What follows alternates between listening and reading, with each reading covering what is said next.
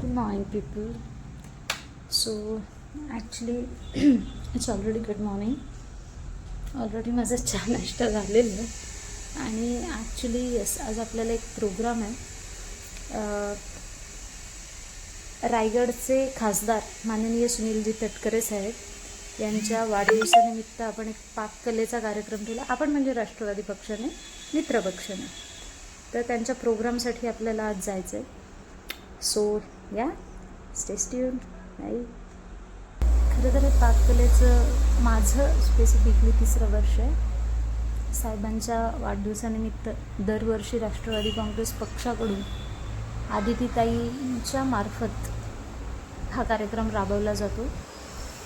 So या stay tune.